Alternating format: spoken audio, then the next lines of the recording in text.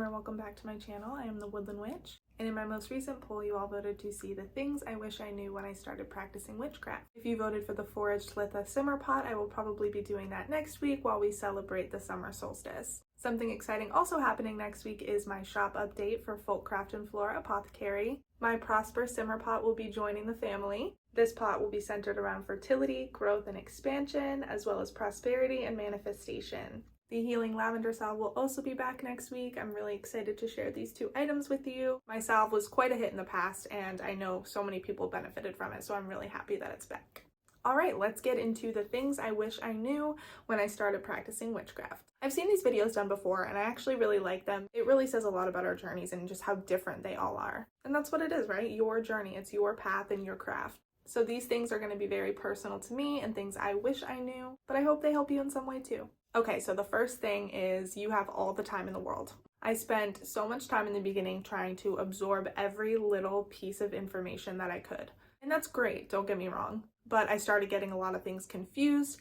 I found that it was probably more beneficial if I were to stick on one specific topic and focus on that, as opposed to just filling up with literally anything and everything that I could get my hands on. So don't rush. You literally have all of the time to learn and grow and expand. And that kind of leads me into the next thing, which is it's okay to not know everything. I remember in the beginning, if someone would ask me a question or ask me something specific about my craft that I wasn't really solid on yet, I felt kind of insecure about talking about it.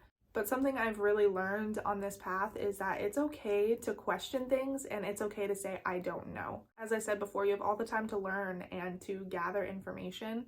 It's absolutely impossible for you to know every single little detail about every single little thing and every single path.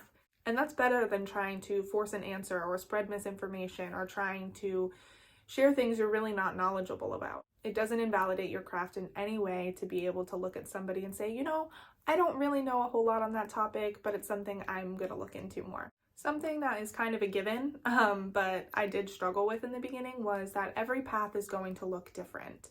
Because I really started getting into my craft at the same time I started sharing it publicly, I did find a little bit of insecurity when looking at other people's paths on the internet. I would see somebody do something in a certain way and it would be totally different than what I was doing in my own practice. And it would make me really question what I was doing. It would make me question whether or not I was doing it right or wrong. And for the most part, there really is no right and wrong. That is situational based, but these things are going to come naturally and things are going to shift and things are going to change.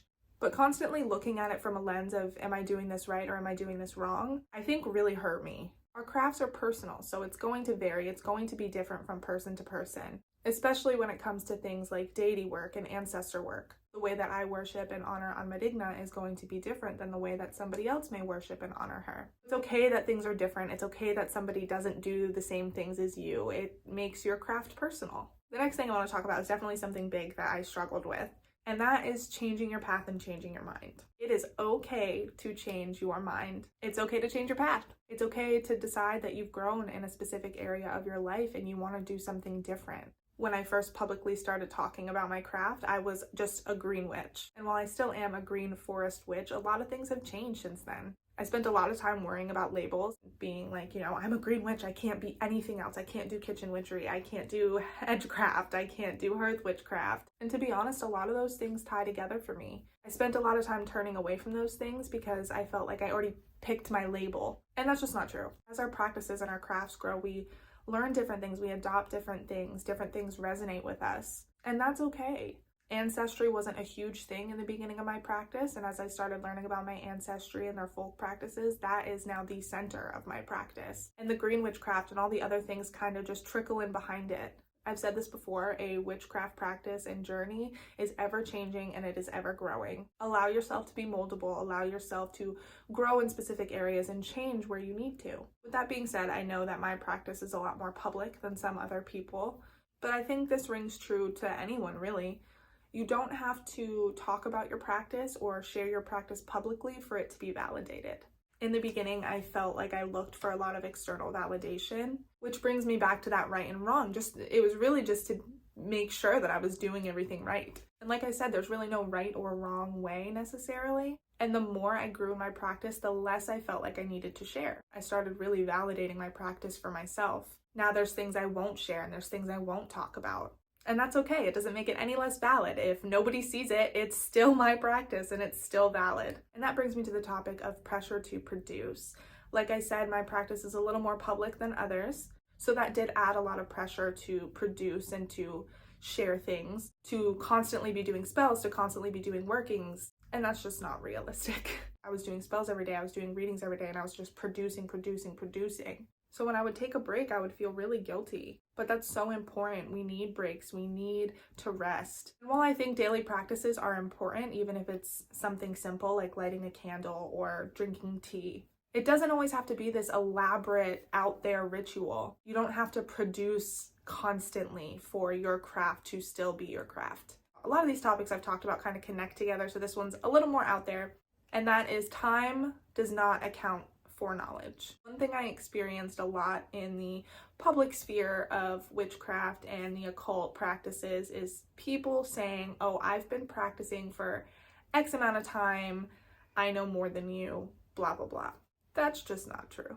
Do not let anyone ever tell you that they know more than you specifically based on the amount of time that they've been practicing. I used to feel really inferior to people like that, and to be honest, people who have been practicing for 5 years could know just as much as someone who's been practicing for 20 years, depending on how invested and how dedicated they were to their growth and their expansion of their practice. And that also ties into where you get your knowledge from as well.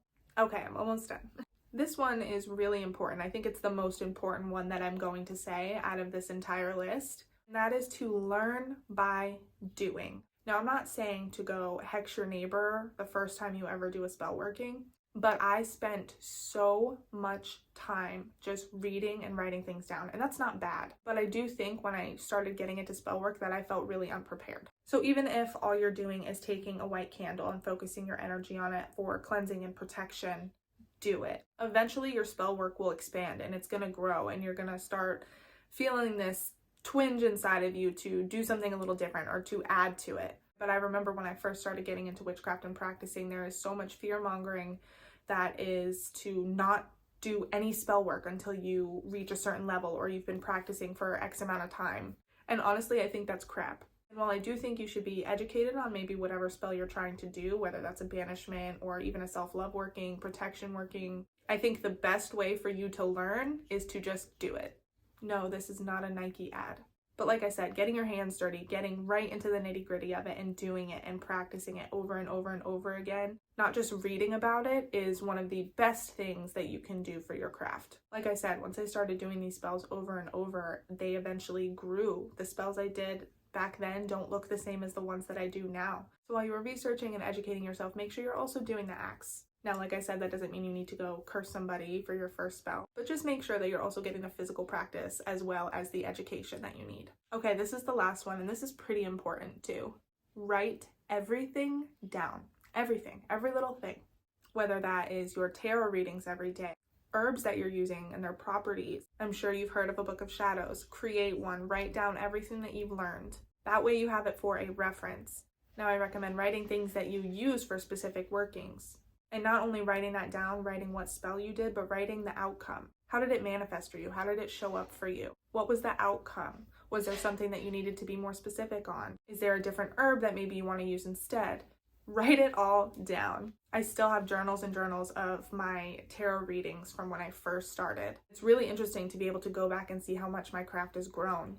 How there's certain tarot cards I used to interpret a certain way that now I've expanded that knowledge on the meanings, and now they show up a little differently depending on each reading. There are things that I haven't written down, and it's kind of a bummer. I don't have that knowledge to look back or to see where I was at specific points of my craft. So if you take anything out of this entire video, write every single thing down. Because you may not think you need it or want it at this point, but I can promise you, you are going to want to look back later. All right, those are the things I wish I knew when I started practicing witchcraft. Like I said, I love these videos. They're different for every practitioner. And I just find that really cool that we're all on such a personal journey and things are going to show up and look different for everyone. I hope that these tips are able to help you, especially if you're just getting started out. I know that I wish I had someone there to tell me these things when I first got into witchcraft. I hope you all enjoyed this video, and I will see you in the next one.